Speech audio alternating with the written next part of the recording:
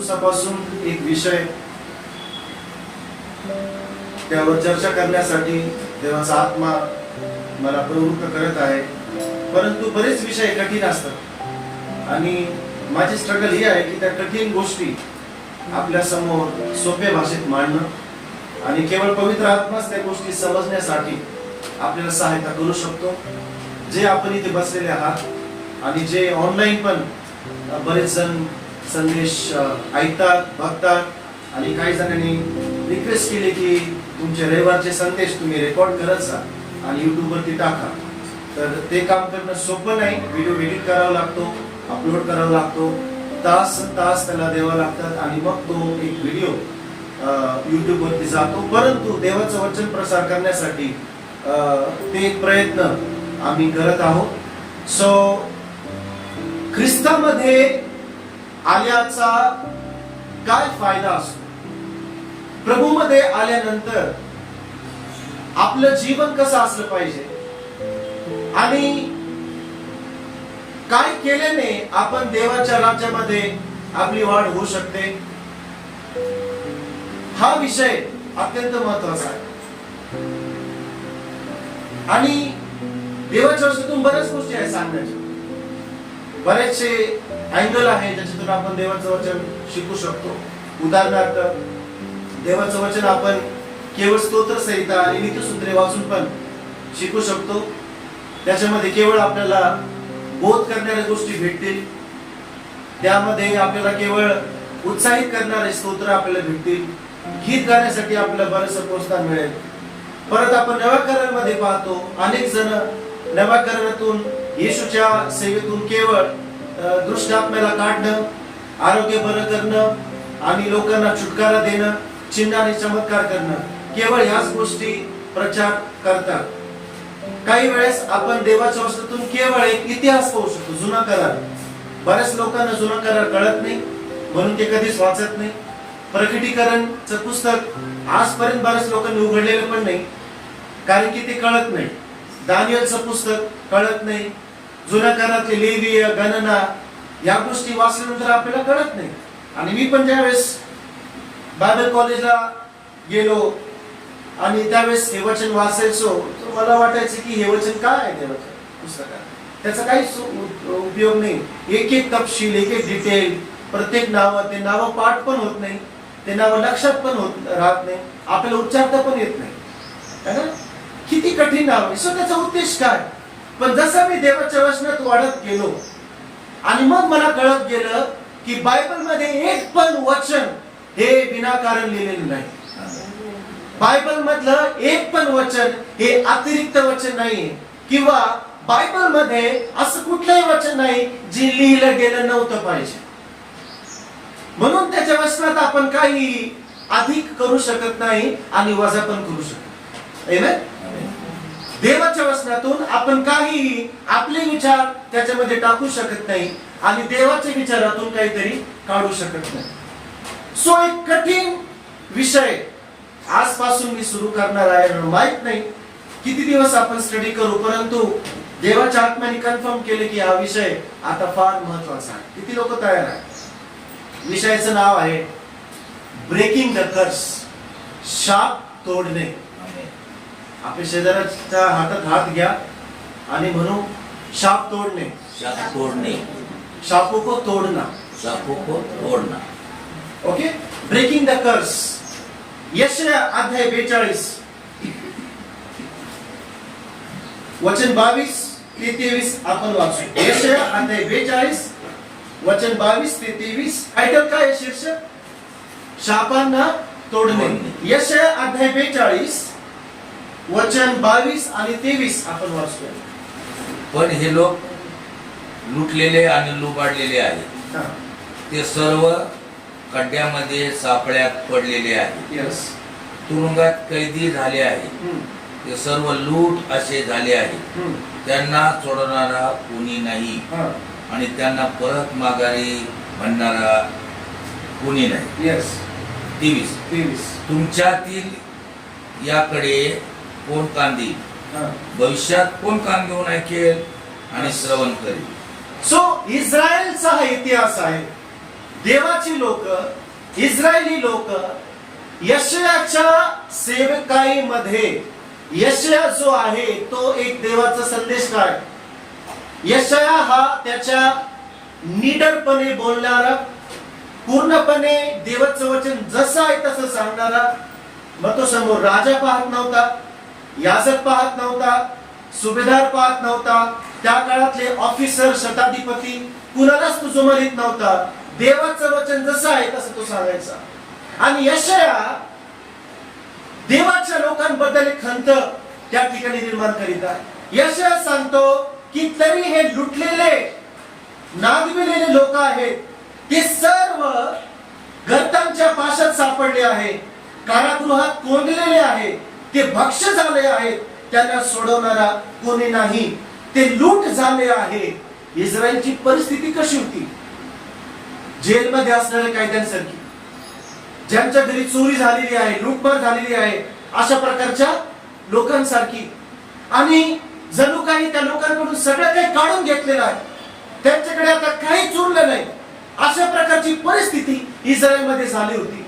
आणि यशाला परमेश्वराने सांगितलं, यशया त्यांची परिस्थिती आपल्या समोर मांडित आहे. आणि तो काय सांगतो की कारागृहातून कोंडले आहे, ते भक्ष्य झाले आहे, त्या सोडवणारा कोणी नाही, ते लूट झाले आहे आणि ती परत द्या असे म्हणणारा कोणी नाही.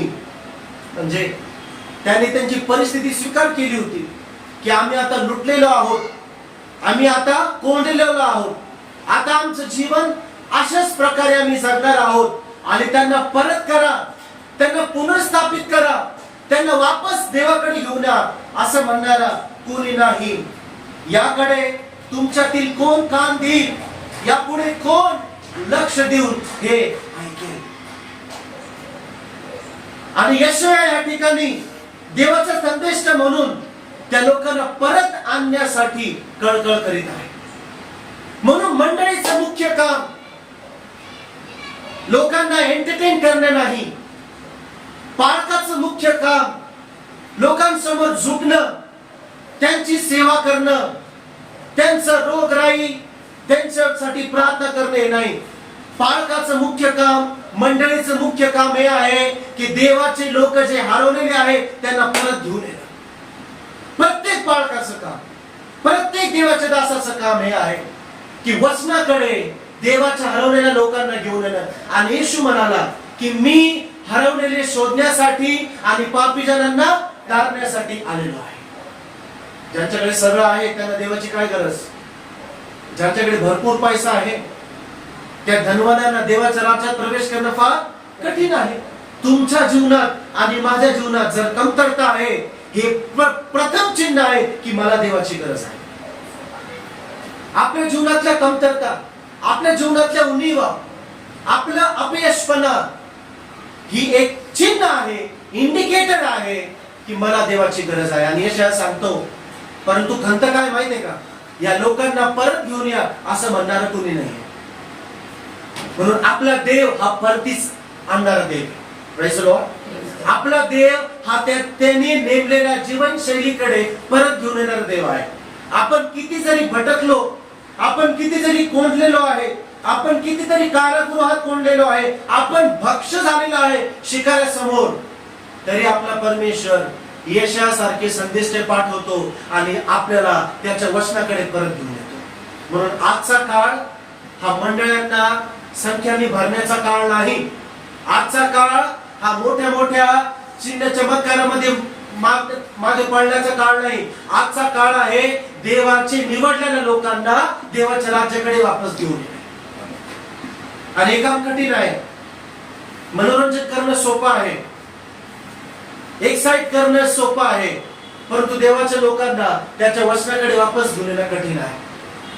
आणि शापित झालेले लोक होते, सगळ्या ठिकाणी शाप होता.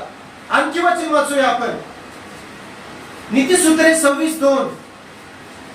जशी भटकणारी चिमणी आणि उडणारी निळवी याप्रमाणे विनाकारण दिलेला शाप कोणावर येत नाही. भ्रमण करणारी चिमणी व उडणारी निळवी. किती लोकांनी पाहिली चिमणी? सगळ्यांनी पाहिजे चिमणी कशी भटकते इकडून जाते. आता भ्रमण करणारी किंवा उडणारी चिमणी आणि उडणारी निळवी याप्रमाणे निष्कारण दिलेला शाप कोठेच ठरत नाही. याचा अर्थ चिमणी विनाकारण भटकत नाही, निळवी पण विनाकारण उडत नाही. तशाच प्रकारे आपल्या जीवनामध्ये विनाकारण शाप येत नाही. आमेन. विनाकारण शाप येत नाही. सो आता शाप म्हणजे काय हा प्रश्न उभा राहतो. काय वाटतं आपल्याला शाप म्हणजे काय? कोणीतरी म्हणाले मी तुला शाप देतो, पिक्चर मध्ये दाखवले जात तसा शाप असतो का? मैं तुमको शापित करता हूं, शापाची परिभाषा आपण वेगळी ऐकली. असं केलं तर तसं शाप होईल, असं बोललं तर तसं शाप होईल. आपण लहानपणापासून आतापर्यंत बऱ्याचशा गोष्टी ऐकलेल्या आहोत जे आपल्याला माहित आहे की शाप म्हणजे काय. आता बायबल मध्ये शापाची परिभाषा काय ते आपण पाहू की बायबल काय म्हणतं शाप म्हणजे काय. ओके, आपण पुस्तकात एखादे वाचलं असेल, एखाद्या जुन्या लोकांनी सांगितलं असेल शाप लागल, पाप लागल किंवा कोप लागल. आता शाप म्हणजे काय आपण पाहू. अनुवाद 28:15. अनुवाद 28:15. पण तुमचा देव परमेश्वर याचे जर तुम्ही ऐकले नाही, त्याच्या ज्या आज्ञा आणि विधी मी आज सांगत आहे त्यांचे पालन केले नाही तर पुढील सर्व शाप तुमच्या मागे लागतील. पक्षी, तू आपला देव परमेश्वर याची वाणी ऐकली नाही. ओके, आणि त्याच्या ज्या सर्व आज्ञा, सगळे म्हणा सर्व आज्ञा व विधी पाळायला मी आज तुला सांगत आहे त्या तू काळजीपूर्वक पाळल्या नाही. सगळे म्हणा काळजीपूर्वक. तर पुढील शाप तुझ्या मागे येऊन तुला गाठतील. म्हणजे आकाशात उडणारी भ्रमण करणारी चिमणी आणि निळवी विनाकारण उडत नाही, तर शाप पण विनाकारण येत नाही. सो शाप म्हणजे काय?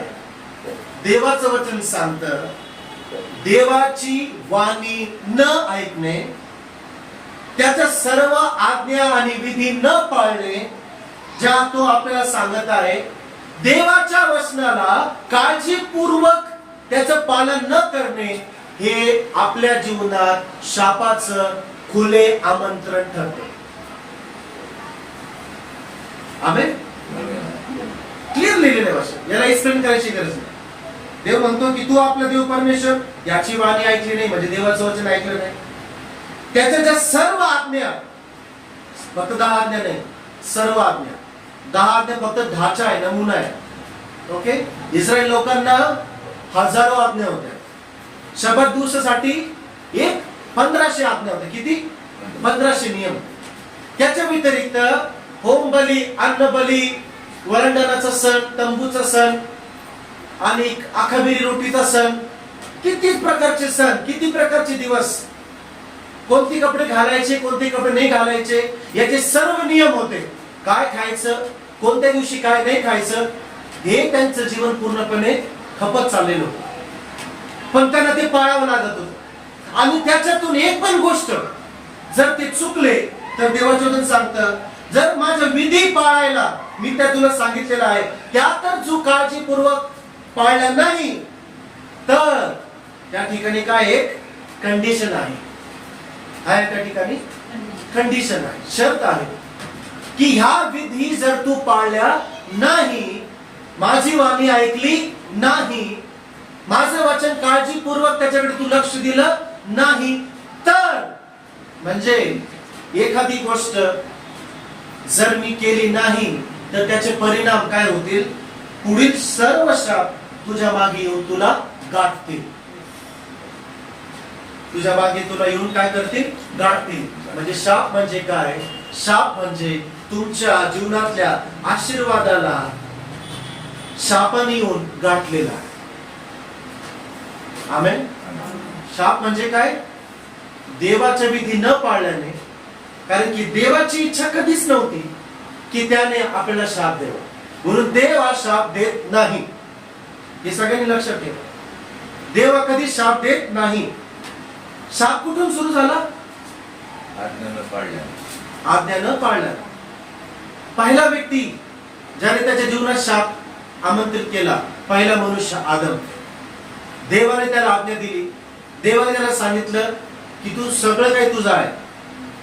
देवाने आदमाला तयार केलं त्याच्या प्रतिरूपात, त्याच्या समानतेमध्ये. देवाने आदमाला केवळ एक मनुष्य म्हणून निवडलं नाही. लूक अध्याय 3:38 सांगतं, आदम हा देवाचा पुत्र होता. आदम हा देवासाठी केवळ एक मनुष्य नव्हता. आदम हा देवासाठी एक नोकर नव्हता. आदम देवासाठी कर्मचारी नव्हता. आदम देवासाठी एक माळी नव्हता. बऱ्याच लोकांना वाटतं तो माळी होता. नाही, आदम हा देवासाठी त्याचा पुत्र होता. He was a son of God.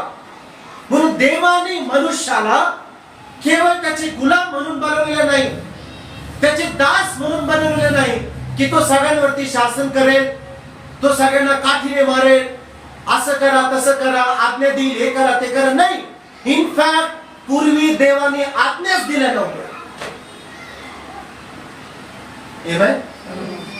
आदमाला कोणती पुस्तक होतं? आदमाला कोणत्या आज्ञा होत्या? एकच आज्ञा होती. सुरुवातीला कोणती आज्ञा होती? एकच आज्ञा होती. त्याच्यात पण देवाने स्वइच्छा दिली. म्हणून देव आज्ञा देतो, पण ती आज्ञा पालन करणं हे आपलं काम आहे. तो स्वतः येऊन आपल्याला ते पालन करायला हेल्प करणार नाही. ओके. म्हणून देवाची आज्ञा जी लिहिलेली ती पालन करण्यासाठी प्रयत्न करण्याची काहीच गरज नाही. ती आज्ञा शिकून चुपचाप त्याचं पालन करणं गरजेचं. बऱ्याच वेळेस आपण होतो, प्रभू तुम्हाला सहायता कर तुझ्या आज्ञा पालन करण्यासाठी. नाही, ते आदमचं काम होतं. देवाने सांगितलेलं आहे की जो मधल्या ठिकाणी जे बऱ्या वाईटाचं वृक्षाचं जे फळ आहे त्याचं फळ तू काय करू नको, खाऊ नको. बाकी सगळं काही तुझं आहे. माझ्याकडे टाइम नाहीये, पण देवाने आदमला स्वतःचा आत्मा त्याच्यामध्ये टाकला. स्वतःचा आत्मा टाकला, स्वतःची बुद्धी दिली, स्वतःची श्रेष्ठता दिली, त्याचं पवित्रता दिली, अधिकार दिले. आणि आदमाला इतके अधिकार दिले की आदमने सगळ्या प्राण्यांची नावं कोणी दिलेली? आदमने. सगळ्या पक्ष्यांची नावं, माशांची नावं, सगळं चक्र कोणाच्या हाती दिलं? देवाने. म्हणून देवाने मनुष्याला राज्य करण्यासाठी तयार केलं. देवाने मनुष्याला परमेश्वराऐवजी या पृथ्वीवरती शासन करण्यासाठी, त्याचं राज्य प्रस्थापित करण्यासाठी परमेश्वराने मनुष्याला बनवलं. देवाने आपल्याला फक्त त्याच्या 10 आज्ञा पालन करणं, रविवारी फक्त चर्चला येणं किंवा फक्त दान दशमांश देणं याच्यासाठी तयार केलं नाहीये. या बेसिक गोष्टी देवाने आपल्याला त्याला जे करायचं आहे ते तो आपल्याद्वारे करू पाहतो. म्हणून आपल्यासाठी देव आज काय, बऱ्याच ख्रिस्ती लोकांसाठी परमेश्वर हा परमेश्वर आहे जो प्रार्थना केली होती, प्रार्थना ऐकतो, जो कृपाळू कनवाळू आहे, नम्र आहे, क्रूसावरती त्यांनी प्राण अर्पिला, आणि ज्यांनी गायीच्या गोठ्यात जन्म घेतला, यरूशलेममध्ये प्रचार केला, क्रूसावरती मरण पावला आणि तो गाडला गेला आणि तो आता परत येणार आहे. माझ्यासाठी देव हा माझा बाप आहे. फक्त तो देव नाही, परमेश्वर नाही, तो कोण आहे? माझा बाप, तो माझा पिता आहे. आणि येशूनी पित्याला देव म्हणून कधीच हाक मारली नाही. येशूनी पित्याला काय हाक मारली? अब्बा पिता. काय हाक मारली? अब्बा. म्हणून त्याचा देवासोबत जो संबंध होता तो पिता आणि पुत्राचा. पण इस्रायलचा संबंध कसा होता? प्रजा आणि देव. म्हणून आपण त्या देवाला घाबरतो, आपण त्या देवाला आपण थरथर कापतो. त्याच्या आज्ञा पाळा, आज्ञा पाळा, प्रार्थना सांगितली प्रार्थना करा. बऱ्याच गोष्टी आपण रोबोट असल्यासारखं करतो. बायबल वाचणं, प्रार्थना करणं किंवा आपण देणं, पण आपल्या मनातून त्या गोष्टी नाही. आणि देवाची इस्रायलसाठी एकच कंप्लेंट होती. मलाकीच्या पुस्तकात पण देव म्हणतो की तुम्ही ओठाने माझी स्तुती करता तुमचं मन माझ्यापासून वळलेलं आहे. आणि देव हे पण म्हणाला की होम हवन करून देव प्रसन्न होणार नाही, यज्ञापेक्षा आज्ञा पालन करणं हे परमेश्वराला जास्त आवडतं. कारण की यहुदी लोक तसे झाले होते. वरंडाचा सण साजरी करा, खमीर रोटीचा सण साजरी करा, फसह पर्व साजरी करा, तंबूचा पर्व साजरी करा. आज शपथ दिवस आहे, काहीच काम करू नका. येशूने सगळं उलट केलं. येशूने काय केलं? सगळं उलट करून टाकलं. म्हणून नव्या करारात येशूला कोणी समजू शकलं नाही. यहुदी लोकच त्याला समजू शकले. तो शपथ दिवशी काय करायचं? काम करायचं. शपथ दिवशी प्रचार करायचा, शपथ दिवशी मिनिस्ट्री करायचा. यहुदी लोक शपथ दिवस सेलिब्रेट करत राहिले. येशूने लोकांना शपथामध्ये प्रवेश करून. आमेन. म्हणून आपल्याला देवाने ख्रिस्ती धर्म पालन करण्यासाठी बोलवलेलं नाही, पण आपण ख्रिस्ताचे अनुयायी व्हावे यासाठी बोलवले. आणि म्हणून फार मोठा फरक आहे प्रिया. ख्रिस्तेवा यासाठी काय सांगेल? कुठलाही पाळक चर्चचे सदस्यत्व घ्या, आमच्या चर्चमध्ये बाप्तिस्मा घ्या, रजिस्टर मध्ये नाव लिहा, आणि तुम्ही रेग्युलर दशमान द्या, रेग्युलर तुम्ही चर्चला या, सगळ्या मीटिंग्स मध्ये या, चांगले कपडे घाला, सगळ्यांना प्रेज द लॉर्ड करा, झाले ख्रिस्ती. पण येशू ख्रिस्तानी हे नियम कधीच लावले नाही. येशू कोणती संस्था घेऊन आला होता? येशू कोणतं रजिस्टर घेऊन आला होता? येशू कुठल्या मिशनचं नाव घेऊन आला? तो म्हणाला, मी माझी नव्हे, माझ्या पित्याची इच्छा मी पूर्ण करेन. Praise the Lord. जे पण काही मी करतो, तुम्ही मला करताना पाहता, की मी नाही, माझा पिता माझ्याद्वारे काय करतो? काम करून घेतो. म्हणून देवाने आदमाला निवडलेलं होतं राज्य करण्यासाठी. सगळेजण म्हणा, राज्य करण्यासाठी. ही आपली ओरिजिनल निवड झाली होती. ही आपली ओरिजिनल बनावट आपली ही होती की आपल्याला देवाने गुलामगिरी करण्यासाठी नव्हे, घाम गाळण्यासाठी नव्हे, कष्ट करण्यासाठी नव्हे, परंतु शासन करण्यासाठी बोलवले. आमेन. आमेन. आदमाला सगळे अधिकार होते. सिंहावरती अधिकार, हत्तीवरती अधिकार, सगळ्या प्राण्यांवरती, प्रत्येक प्रकारचे साप, ॲनाकोंडा, जे नाव तुम्हाला आठवते, कोब्रा, कोणीच काही आदमाला करू शकत नव्हतं. कारण की देवाने आदमाला या सगळ्या सृष्टीपेक्षा श्रेष्ठ बनवलेलं आहे. म्हणून आपण सृष्टीची पूजा करू शकत नाही, कारण की ती आपल्यापेक्षा कमी केली. आमेन. म्हणून आपण परमेश्वर सोडून कुणालाही आराधना करू शकत नाही, कुणाचे पाया पडू शकत नाही, कुणालाही थोर मानू शकत नाही, कारण की देवासारखा त्याच्या तुल्य कोणीच नाही. सो प्रॉब्लेम काय झाला? आदमाने काय केलं? देवाची आज्ञा मोडली. साप हा सगळ्या प्राण्यामध्ये धूर्त होता. शैतान पण देवाने तयार केला होता. ओके. शैतान हा आकाशातून पडलेला म्युझिशियन नाही. स्वर्गातून लोक सांगतात लुसिफर. शैतान हा लुसिफर नाही, बाय द वे. लुसिफर हे नाव आदमाला दिलेलं आहे. जी एक जुनी स्टोरी ना, की स्वर्गदूतांनी बलवा केला आणि शैतान हा कोण होता? वर्शिप लीडर होता. तो त्या ठिकाणी वाद्य वाजायचा. ऍक्च्युअली ती स्टोरी खोटी आहे. त्या गोष्टीवरती आपण विश्वास करत नाही. शैतान हा निर्मित केलेला व्यक्ती आहे. शैतान हा निर्मित केलेला व्यक्ती, कारण की देवाच्या विरुद्ध कोणीच बलवा किंवा विद्रोह करू शकत नाही. स्वर्गामध्ये तर अजिबात नाही, पृथ्वीवरती पण नाही. जर देवाविरुद्ध कोणीतरी आपोआपच बलवा केलेला आहे, याचा अर्थ तो देवाच्या तुल्य, आणि बायबल सांगतं देवाच्या तुल्य कोणीच नाही. शैतानाला बनवण्यात आलेला आहे अनेक उद्देशासाठी. नंतर आपण स्टडी करू. सो शैतान हा आत्मा होता. शैतान काय होता? आत्मा आहे. आणि त्या आत्म्याला आता काय करायचंय? आदम मध्ये प्रवेश करायचा. तिकडे बेटा, शैतानाला काय करायचंय? आदम मध्ये प्रवेश करायचा. पण आता तो कस काय प्रवेश करेल? कारण की आदम मध्ये काय? प्रभूचा आत्मा आहे.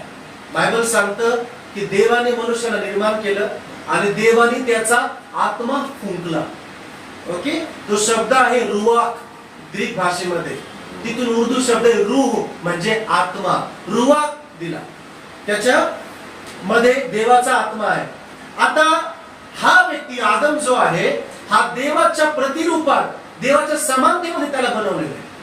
म्हणून सैतानाचं याचं काहीच कनेक्शन नाही. याला हे पण माहित नाही की सैतान काय, त्याला वाईट काय हे कधीच माहित नाही, त्याला दुष्टता काय हे माहित नाही, चोरी करणं माहित नाही. कारण की इतकं पवित्र आणि परफेक्ट देवाने कोणाला बनवलेलं आहे? आदमला बनवलं. परफेक्ट त्याला बनवलेलं आहे, त्याच्यात काहीच कमी नाहीये. परंतु देवाने 3 गोष्टी दिल्या. कोणत्या गोष्टी? नंबर 1, देवाने त्याचे अधिकार त्याला दिले. जे पण पित्याचे अधिकार आहे ते पुत्राला दिले. दुसरी गोष्ट, देवाने त्याला भावना दिल्या. तू हसतो नाही, असं हसतो. तू रडतो, रडतो. तुला भूक लागते, ह्या काय? भावना आहे. आपल्या सगळ्यांमध्ये भावना आहे. तर देवाने आदमला काय दिला? भावना दिला, इमोशन दिलं. देवाने त्याला इंटेलेक्ट दिलं, म्हणजे बुद्धी दिली. तुला बुद्धी आहे? बुद्धी आहे ना? देवाने काय दिलं आदमला? बुद्धी दिली, तर्क शक्ती दिली, विचार करण्याची क्षमता दिली. म्हणून आज मनुष्य हा सगळ्यात बुद्धिमान प्राणी. किती शोध आपण लावू शकतो, किती टेक्नॉलॉजी आपण विकसित केलेली आहे मनुष्याने. कोणी दिली बुद्धी? देवाने. देवाने बुद्धी दिली. तिसरी गोष्ट एक दिलेली आहे. तिसरी गोष्ट कोणती आहे? स्वइच्छा दिली. कोणती? स्वइच्छा. ती स्वइच्छा कशासाठी दिली? की जे पण काही, आणि देव काय करायचं माहितीये का? देव आदमाला भेटायला यायचा. परमेश्वर हा नाही की आदमाला बनवलं, हा आदम मी तुला बनवलं, जाय आता. नाही, देव त्याला, बायबल सांगते, शिळोपाचा वारा आल्यावरती तो त्या ठिकाणी काय करायचा? आदमाला भेटायची यायचा. म्हणजे देव त्याच्या मनातल्या सगळ्या गोष्टी कोणा टाकायचा? मनुष्य. कारण की आदमाला बनवण्यापूर्वी देवानी पिता, पुत्र आणि पवित्र आत्मा काय म्हणाले? चला आपण मनुष्याला आपल्या स्वरूपात आणि आपल्या प्रतिरूपात आपण तयार करू. ओके, हे पिता, पुत्र आणि पवित्र आत्मा तिघांनी काय केलं? निर्णय घेतला. आता आदमाला त्यांनी बनवलं, पण आता आदम हा कोरा कागज आहे. हा काय आहे? कोरा कागज आहे. याच्यामध्ये काहीच याला माहित नाही. आता देव काय करायचा? दररोज येऊन त्याला टीचिंग द्यायचं, क्लासेस. देव त्याला भेटायचा आणि आदम हा काय करायचा माहितीये का? देवासोबत चालायचं. काय करायचं आदम? देवासोबत.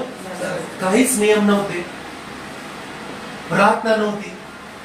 वचनात दिलेले का आदमाने सकाळी प्रार्थना केली, संध्याकाळी प्रार्थना केली? किंवा आदमाने काहीतरी अर्पण केलं, आदमाने काहीतरी गाणं गायलं आणि देव खुश झाला? आदमासाठी काय होतं माहिती का? जीवन देवासोबत चालले. Hallelujah, hallelujah. आता तुम्ही पहा, आपण किती मागे गेलेलो. आपल्याला देवाला खुश करायसाठी काय काय करावं लागतं? बरोबर की नाही? काय काय करावं लागतं आपल्याला देवाला खुश करण्यासाठी? पण पूर्वी तसं नव्हतं. पूर्वी एक लेकरू त्याच्या बापासोबत चालायचं.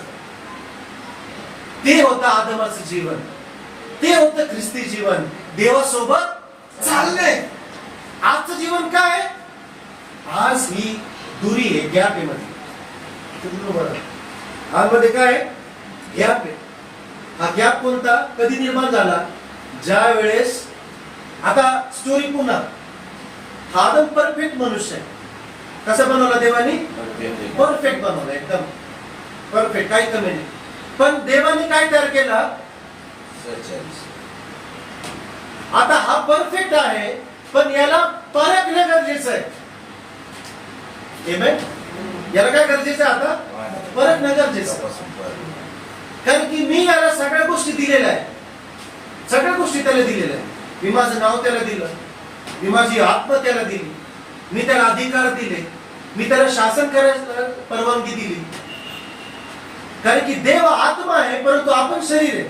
आणि त्या शरीरामध्ये देवाने त्याचा आत्मा टाकला. म्हणजे आदम चालायचा, त्याच्यामध्ये कोण चालायचा? देव चालायचा. त्या आदमामध्ये पिता पुत्र पवित्र आत्मा त्रिएक परमेश्वराची उपस्थिती घेऊन आदम चालायचा, पण याची परत झाली नव्हती. आता कोण आला स्टोरीमध्ये? सैतान आला. सैतान कसा आला? डायरेक्ट आदमामध्ये गेला का? नाही. का? कारण की आदमाला त्याचे दरवाजे सगळे काय होते? बंद होते. आदमचे दरवाजे काय होते? बंद होते. आदमाला मन होतं, स्वइच्छा होती, पण ती कशी होती? बंद होती. आणि त्या आदमाला देवाचा आत्मा चालवायची, म्हणून त्या आदमाला त्याचा स्वभाव लपलेला होता, त्याचं मन बंद होतं, त्याला त्याचं काहीच माहित नव्हतं. तो तेच करायचा जे परमेश्वराचा आत्मा सांगायचा. बाइबल सांगता नव्या करारामध्ये, जो परमेश्वर के आत्मा के चलाए चलते हैं वे परमेश्वर की संतान है. जे आत्म्याने चालतात तेच देवाचे लेकर आहेत. कोणाबद्दल येते? आदम. पहिला मनुष्य कसा चालायचा? आत्म्याने चालायचा, नियमाने चालत नव्हता, व्यवस्थेद्वारे चालत नव्हता, स्तुती आराधनेने चालत नव्हता, यज्ञाने चालत नव्हता, उपवास प्रार्थनेने चालत नव्हता, परंतु कशाने चालायचा? कशाने चालायचं? आत्म्याने. सगळ्याच म्हणा, कोणा कशाने? आत्म्याने चालायचं. सो आत्मा आदमाला चालायचं. म्हणून आदमाला आता सैतानाला याला परखून पाहायचं, सैतानाला याला टेम्प्ट करायचंय, त्याची परीक्षा घ्यायची. पण सैतान आता आदमामध्ये जाऊ शकत नाही, कारण की कोणी कव्हर कोणी केलेलं आहे? आत्म्याने कव्हर केलेलं आहे, देवाने कव्हर केलेलं आहे, देवाचा हात त्याच्यावरती. आता काय करायचं? आता बोलेल कस काय? कारण की आदम कोणाचा ऐकायचा? रोज देवाचा ऐकायचा. त्याला सैतानाची आवाज माहिती आहे का? इतर कोणाचंच माहित नाही. कोणाची आवाज माहिती त्याला? देवाची आवाज. That's it. देव जे बोलायचा आदम तो ऐकायचा. आदम देवाशी बोलायचा, देव आदमाशी बोलायचा. रोज दोघं चालायचे, संगती करायचे, सहभागिता करायची, फेलोशिप करायची. कारण की देवाने तसंच त्याला निर्माण केलं. आदमला काहीच काम करायची गरज नाही, फक्त देवाने जे निर्माण केलेलं आहे त्याची देखरेख करायची. काय करायची? देखरेख करायची. सगळं काही बघायचं, काय सगळं काय होतं. म्हणून देवाने आदमला सगळ्यात शेवटी निर्माण केलं. कितव्या दिवशी? 6व्या दिवशी. का? कारण की आदमाला एक पण काम करायची काहीच गरज नव्हती. सगळं काही त्या बापाने तयार करून ठेवलं. हालेलुया. सूर्य, तारे, चंद्र, पशु पक्षी, वनस्पती, झाडे झुडपे सगळं कोणी बनवलं? देवाने बनवलं. देव असं पण करू शकत होता, पहिल्या दिवशी आदमाला बनवलं असतं, बरोबर की नाही? आणि मग आदमाकडून काम करून घेतलं. आदम चल आता तू हे बनव, चल तू ते बनव. पण सगळं काम कोणी केलं? पित्याने. आणि सगळं काही रेडीमेड कोणाला दिलं? त्याच्या लेकराने.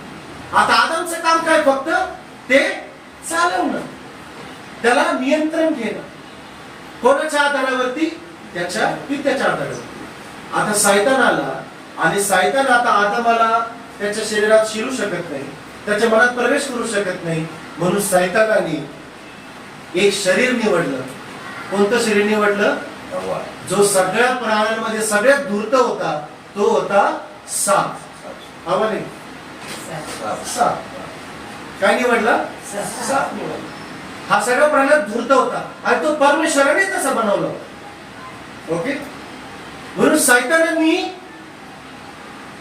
सापाचं शरीर उधार घेतलं, बॉरो केलं. काय घेतलं? उसनं घेतलं आणि त्या शरीरामध्ये तो गेला आणि त्या सापाद्वारे कोणाशी बोलला? आदमाशी बोलला. आता कसं बोलला, कोणती भाषा होती हे मला माहित नाही, पण त्याने काय केलं? शरीर निर्माण केलं. म्हणून सैतान हा आज पण सगळ्यात धूर्त आणि नीच शरीराला निवडतो, त्यांच्याद्वारे तो त्याचं काम करतो. त्यावेळेस कोण होता?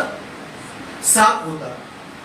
आता आपण सगळे झाले, सगळे मनुष्य झाले. कारण की आदमने काय केलं? त्या सापाचं ऐकलं. मग तो साप आला आदमाकडं आणि तो काय करायला लागला?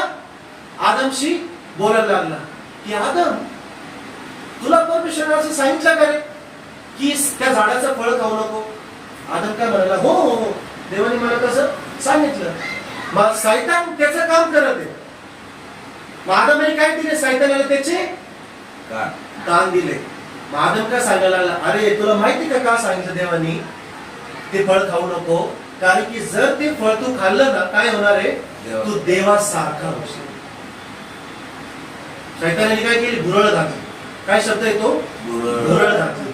भुरळ म्हणजे एखादी गोष्ट जी ओरिजिनल नाहीये पण तशी भासवणं, त्याला म्हणतात भुरळ. म्हणून जे शैतान बोलला ते सत्य नव्हतं, पण शैतानाने आदमला काय सांगितलं की तू देवाच्या तुल्य होशील. मूळ भाषेत तो शब्द आहे त्या ठिकाणी. तू काय होशील, देवाच्या तुल्य होशील, देवाच्या समान होशील.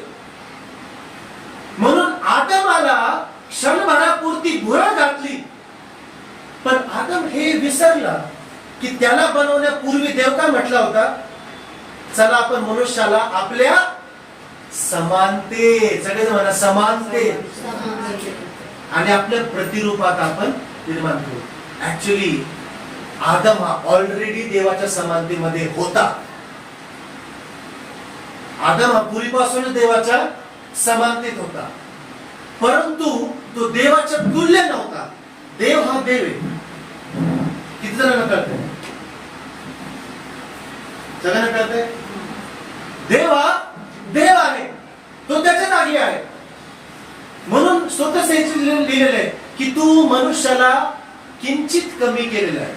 किती, किंचित कमी केलेलं आहे. मनुष्य काय की तू त्याची सुधी घ्यावी, मनुष्य काय की तू त्याची आठवण करावी. तू त्याला देवापेक्षा किंचित कमी केलेला आहे.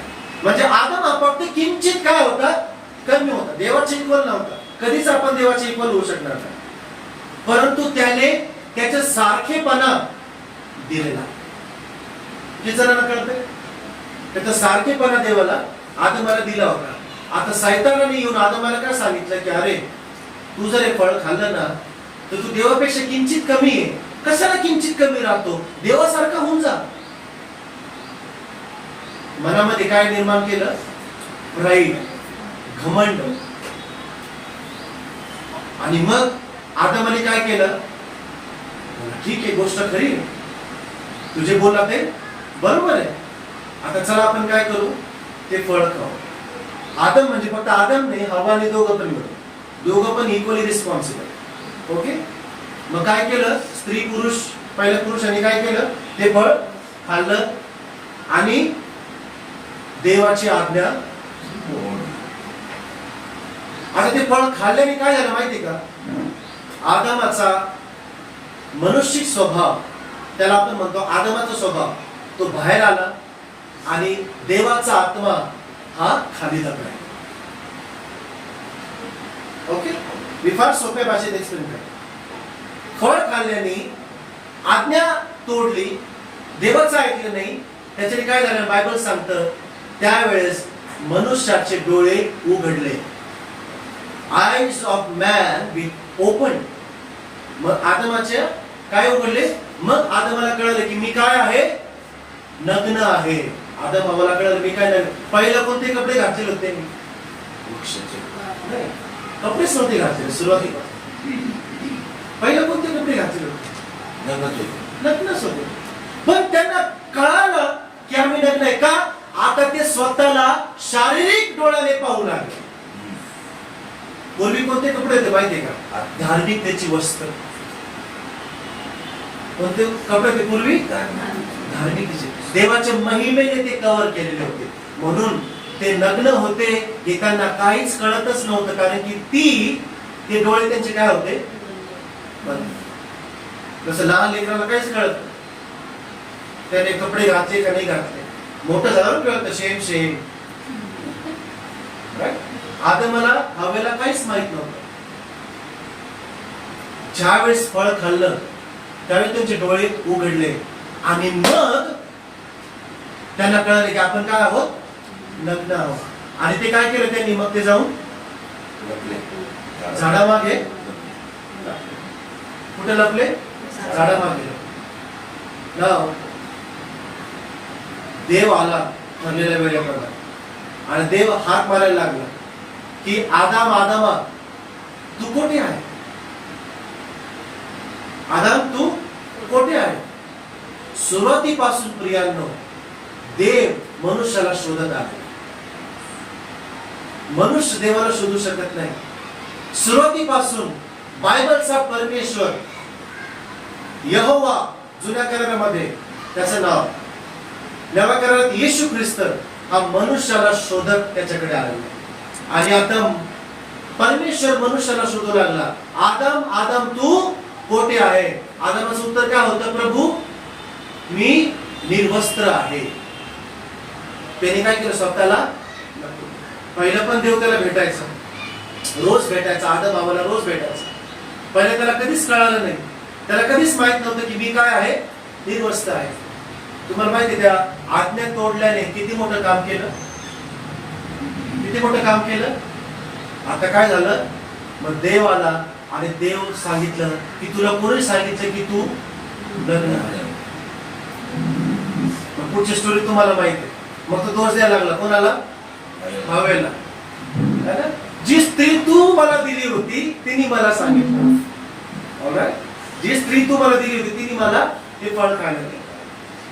स्वतःची चुकी दुसऱ्यावरती ढकलून दे. हे नवीन नाही, पहिल्या मनुष्याने तेच केलं. पण फळ तर खाल्लं त्यांनी मना तर केलं नाही. स्त्रीने खाल्लं, तितकाच वाटा आदमाचा पण आहे. आणि देव म्हणाला तू हे काय केलं? आज्ञा तोडली. असं देव का म्हणतो? देवाने त्याला आदमाला काय केलं? मग खाली टाकून दिलं. आदमची वाटी एका टाकून दिली. आणि त्या आदमच्या गार्डन मध्ये, इडन गार्डन मध्ये काय सगळ्या चालू बाजूला काय लावल्या? तलवारी लावल्या. फिरत्या काय लावल्या? तलवारी लावल्या. आणि आदमने त्या ठिकाणी पृथ्वीवरती टाकून दिलं. आणि देव म्हणला तू आता काय करशील? घाम गाळशील, तू आता कष्ट करशील, तू आता मेहनत करशील आणि मग तू खाशील. मग तुला शेती करावं लागेल, तुला कष्ट करावं लागेल, तुला नांगर हाकलावं लागेल, तुला जनावरांची मदत घ्यावी लागेल, तुला जॉब करावा लागेल, तुला कठीण मेहनत करावी लागेल. पूर्वी तसं होतं का? आता झालं का माहितीये का? आदम जो देवाच्या उपस्थितीमध्ये होता, आता पापामुळे तो देवाच्या उपस्थितीतून दूर गेला. बरोबर? जो रोज देवासोबत चालायचा, आता मध्ये काय उभी राहिली? पापाची भिंत उभी राहिली. सापाने त्याचं काम केलं, सैतानाने त्याचं काम केलं. पण आदम आता काय झाला? ऍक्च्युली झालं का माहितीये का? आदम हा त्याच्या बापापासून वेगळा. कोणापासून वेगळा झाला? बापापासून वेगळा. म्हणून पाप केल्याने आदमानी पित्याला त्या ठिकाणी काय म्हणतात त्याला? ही लॉस्ट हिज फादर, गमावलं. पित्याला काय केलं त्यांनी? गमावलं. आता आदम काय झाला? जो पित्याला गमावतो त्याला काय शब्द आहे? पोरका. बरोबर? अनाथ, ऑर्फन, निराधार झाला. त्याचं काम केलं. पापाने मनुष्याला त्याच्या पित्यापासून काय केलं? वेगळं केलं. आणि अशा प्रकारे मनुष्याने स्वतःवरती शाप काय केला?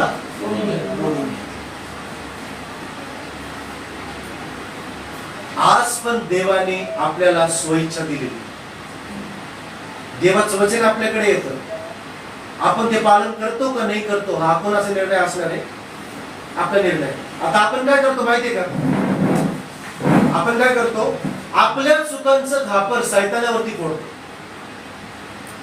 आपल्या चुकांचं खापर कोणावरती फोडतो? सहज. मी लहानपणापासून ऐकतो. क्षुल्लक गोष्टी लोकांना कळत नाही. सायकल पंक्चर झाली, कोणी केली? यस. आजारी पडलो, कोणी आजारी पडलं? सायकल. तुम्ही प्रयत्न करू शकत नाही राहिला, त्याचा दोष कोणाला द्यायचा? सैतानाला. किती जणांनी ऐकलेलं? हे आदमाचा स्वभाव, आदमाचं नेचर. फळ त्यांनी खाल्लं, चूक त्यांनी केली, पण दोष कोणाला देते? हवेला. की जी स्त्री तू मला दिली होती तिने मला सांगितलं. बरोबर का नाही? त्याच्यामुळे हे झालं. ऍक्च्युली शाप ही देवाची योजना कधीच नव्हती. म्हणून शाप ही एक डिफॉल्ट सिस्टीम आहे देवाची आज्ञा पालन न करण्याचं. आणि तेच वचन वाचलं आपण, तू जर खालील देण्याप्रमाणे माझे नियम जर ऐकले नाही, तू माझे विधी पाळले नाही, तू माझे नियम पाळले नाही, तर देवाने काय सांगितलं तर आदमाला, हे झाडाचं फळ खाऊ. आदमाला त्या ठिकाणी त्याचा आत्मिक मृत्यू झाला. तो कोणता मृत्यू माहितीये का? देवापासून तो काय झाला? वेगळा. देवापासून काय झाला? वेगळा झाला. आता आणखी एक वचन आपण वाचू.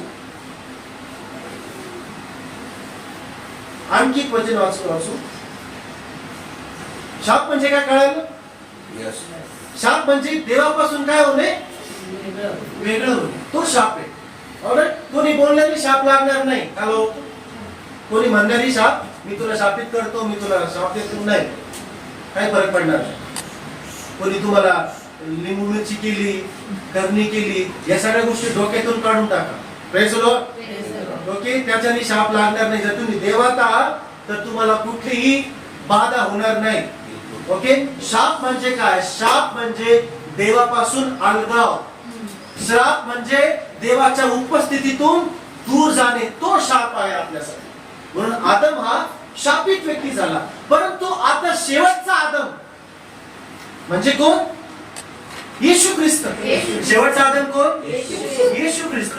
आता येशू ख्रिस्त काय सांगतो पहा, योहान 10:10 वाचा. चोर येतो, तो केवळ चोरी व घात व नाश करायचे तो. मी तर त्याला जीवन प्राप्ती व्हावी व ती कृपीतेने व्हावी म्हणून आलो आहे. देव काय सांगतो? मी आलेलो आहे काय करायला? सार्वकालिक जीवन आहे. सगळेजण म्हणा सार्वकालिक जीवन.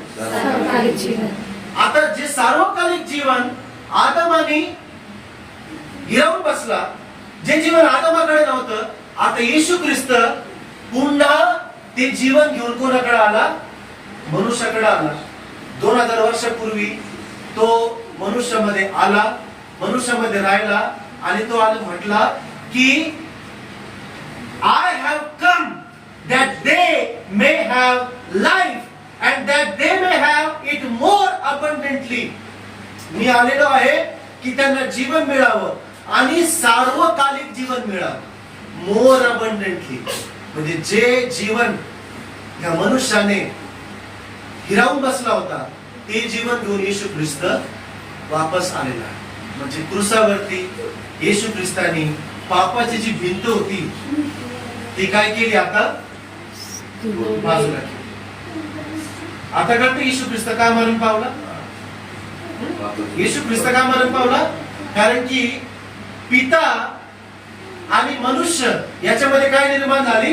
दरी निर्माण झाली. आता येशू ख्रिस्ताने काय केलं? ते सर्व पाप त्याच्यावरती घेतले. सर्व पाप काय केले? खांद्यावरती घेतले आणि क्रूसावरती त्या पापाचं बलिदान त्याने केलं. त्याने पाप पूर्णपणे काय केलं? नष्ट केलं. आता पूर्वी हे पाप कोणावरती होतं? येशूने काय केलं? योहान 3:16 देवाने जगावरती एवढी प्रीती केली की त्याने त्याचा एकुलता एक पुत्र दिला, यासाठी की जो कोणी त्याचा नाश होणार नाही तर त्याला सार्वकालिक जीवन प्राप्त. आमेन. आता मनुष्याने काय करायचं आहे? मनुष्य येशूकडे येतो आणि काय करतो? येशूवरती विश्वास ठेवतो. मग येशू काय करतो? जे पाप मनुष्यावरती आहे, जे शाप आदमापासून चालू आहे, ते शाप येशू काय करतो? ताबडतोब काढून टाकतो. कारण की ते सर्व त्याने त्याच्यावरती घेतलेले आहे. आणि म्हणून क्रूसावरती येशू काय बोलला? हे माझ्या पित्या, हे माझ्या पित्या, तू मला का त्याग? का माहितीये का? कारण की पिता आणि बाप हे सहभागिता करू शकत नाही. म्हणून पित्याने ज्यावेळेस येशूला पाहिलं तर काय बघितलं येशूकडे? काय हे? नाही, पाप. काय हे? क्रूस म्हणजे काय दर्शवतं? पाप दर्शवतं. म्हणून पित्याने काय केलं? जसा पिता आदमापासून वेगळा झाला तसा पिता पण येशू पासून काय झाला, वेगळा झाला. कारण की येशूने काय केलं, सगळ्या मनुष्याचं प्रतिनिधित्व केलं क्रूसावरती. हालेलुया. सगळ्यांचं काय केलं, प्रतिनिधित्व केलं. आपण जे बलिदान करत होतो, आपण जे प्रत्येक पापासाठी वेगवेगळे बलिदान, पक्षी कापणं, पशु कापणं, हे करणं, रक्त शिंपडणं, येशू ख्रिस्त म्हणाला आता मी काय करतो, ही सगळी स्टोरी संपवतो आणि सगळं पाप मी काय करतो, माझ्यावरती घेतो. पहा तो वध केलेला कोकरा निष्पाप निष्कलंक त्या क्रूसावरती जात आहे, यशाने पाय. आणि म्हणून पिता म्हणाला की, येशू म्हणाला की हे माझ्या पित्या, हे माझ्या पित्या, तू मला का त्याग, तू माझा त्याग का केला. कारण की परमेश्वर हा पापासोबत राहू शकत नाही. आमेन. कारण की येशूने ते सगळं पाप आपल्यावरती घेतलं. आता ते सगळं पाप येशूने काय केलं, दूर केले. आणि तो म्हणाला की जो कोणी त्या पुत्रावरती विश्वास ठेवेल त्याचा नाश होणार नाही. कारण की चोर येतो तो चोरी करण्यासाठी आणि घात आणि नाश करण्यासाठी, हे सैतानाचं काम. परंतु येशू म्हणतो मी आलेलो आहे तुम्हाला सार्वकालिक जीवन देण्यासाठी. आता काय झालेलं आहे, ते पापाची भिंत दूर झालेली. आता येशू मध्ये मंडळी आहे. Hallelujah. Amen. Praise the Lord. Praise the Lord. Yeshu मध्ये काय आहे, मंडळी आहे. विराट इकडे क्विकली तू इथे सांगू.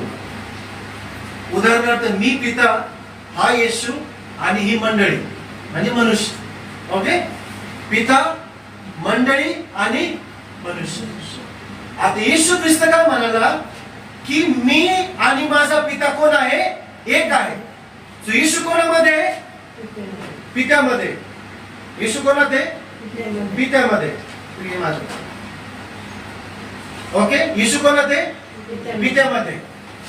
आणि येशू काय म्हणाला, तुम्ही जर माझ्या आज्ञा पाळल्या, पहा मी दाराशी उभा आहे, दार ठोकीत आहे, माझी वाणी ऐकून जो कोणी दार उघडेल मी त्याच्यासोबत काय करेल, राहील.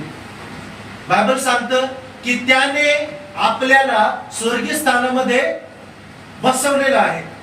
आता ज्या वेळेस आपण येशूचा स्वीकार करतो काय होतं, आपण येशूमध्ये परिवर्तित होतो. आपला आत्मा कोणात जातो, येशू जातो. आता आपण पृथ्वीवरती जरी बसलेलो आहे परंतु आपला आत्मा कोणामध्ये, येशूमध्ये. ऑलराईट. आता येशू कोणात आहे, येशू आणि पिता एक आहे. तू ये माझ्या मागे. आणि मंडळी आणि येशू कोण आहे, एक. तुझा त्याच्या मागे. तुम्हाला कोण दिसत आहे आता, पिता. मग आता सैतानाला या मंडळी किंवा विश्वासणाऱ्याला जर स्पर्श करायचं, त्याला कोणाला स्पर्श करावा लागेल, ते पॉसिबल आहे का, मला स्पर्श करावा लागेल, मग नंतर याला स्पर्श करावा लागेल. आणि जर आम्ही दोघं फेल झालो तर मग तो सैतान काय करेल, याला स्पर्श करेल. आपण रोज म्हणतो सैतान मला छळ करतो, आपण रोज म्हणतो सैतान माझ्या माग लागेल, आपण रोज म्हणतो सैतान मला जगू देत नाही, आपण रोज म्हणतो सैतान मला परीक्षा पाहते, सैतान मला हे करते.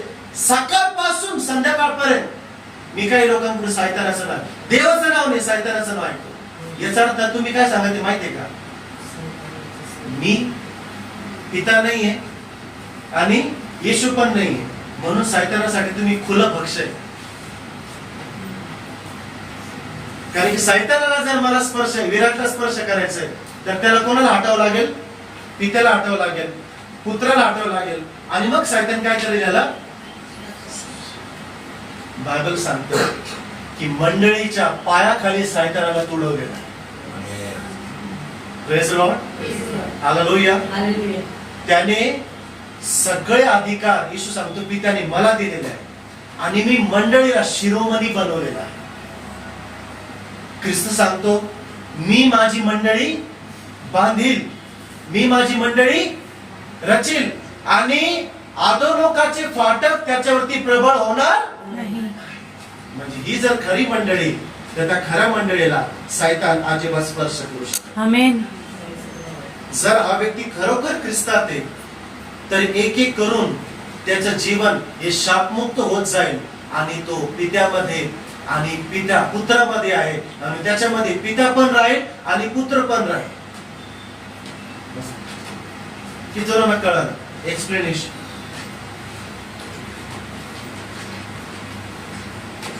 आता आपल्याला काय करायचंय, हे ओळखायचं की मी येशूत आहे का नाही. जर मी येशूत नाही, तर इझिली शैतान मला काय करेल, अटॅक करेल, इझिली मला स्पर्श करेल. आणि जर मी येशूत आहे, तर माझ्या जीवनात होणाऱ्या सगळ्या घडामोडी कोण निर्धारित करणार आहे, येशू निर्धारित. माझ्या जीवनात आजार जरी यायचे असतील, तरी त्याची परवानगी कोण देईल, येशू. जर माझी परीक्षा घ्यायची असेल, त्याची परवानगी कोण देईल, येशू देईल. योबाला परवानगी कोणी दिली, शैतानाला योबाला स्पर्श करायची परवानगी परमेश्वराने. जोपर्यंत परमेश्वराने परवानगी दिली नाही, शैतानाने योबाला स्पर्श केला नाही. आमेन. येशू ख्रिस्ताची परीक्षा व्हावी म्हणून कोण अरण्यात घेऊन गेले त्याला, आत्मा. आत्मा.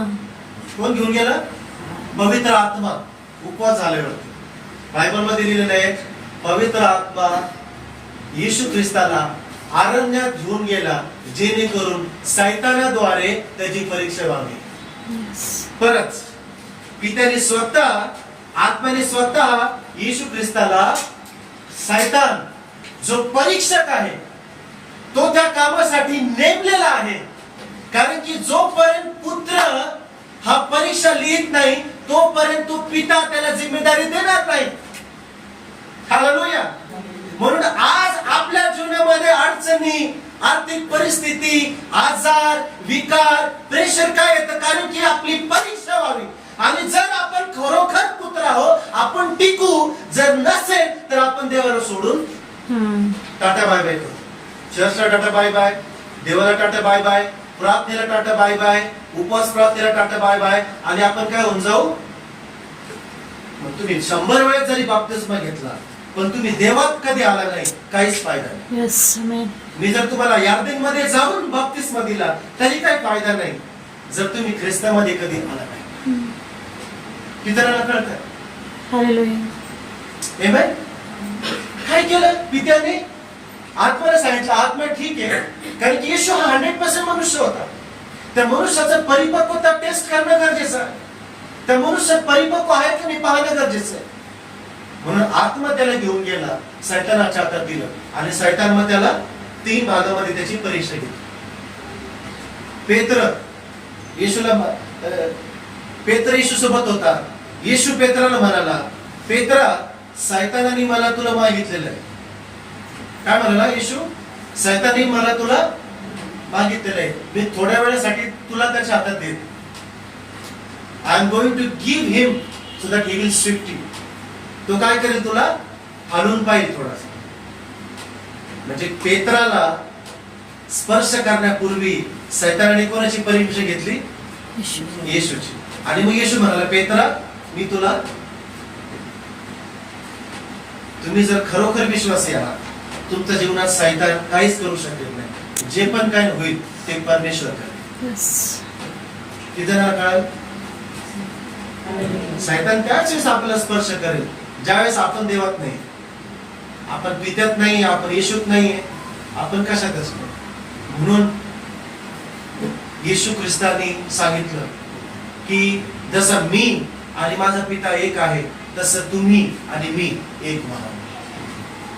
आज आपण निर्णय घ्यायला पाहिजे, आपल्याला ख्रिस्ती धर्म पाळायचा आहे का येशू ख्रिस्ताचं आचरण पाळायचं. आपल्याला ईसाई व्हायचंय का येशू ख्रिस्ताचे व्हायचं. आणि ही मंडळीचा भर शेवटपर्यंत हाच असणार आहे की आमच्या सेवेद्वारे तुम्हा सगळ्यांना, प्रत्येक आत्म्यांना खऱ्या देवाची ओळख करून घ्यावी. कारण की ख्रिस्ती धर्माची ओळख सगळ्यांना झालेली आहे. ख्रिस्ती धर्माची ओळख सगळ्यांना झालेली आहे. आता मेन काम बाकी आहे, ते पित्याची ओळख करून. Praise the Lord. पिता कोण आहे, येशू कोण आहे, आणि आपण जसं पौल सांगतो की तुम्ही ख्रिस्तामध्ये अंशाने परिवर्तित होत जा. काय सांगतो पाऊल? अंशाने आपण ख्रिस्तासारखे परिवर्तित होत जाऊ. म्हणून संदेष्टे, पाळक, प्रेषित, मेंढपाळ हे पंचसेवक दिलेले की मंडळीने परिपक्वतेमध्ये या.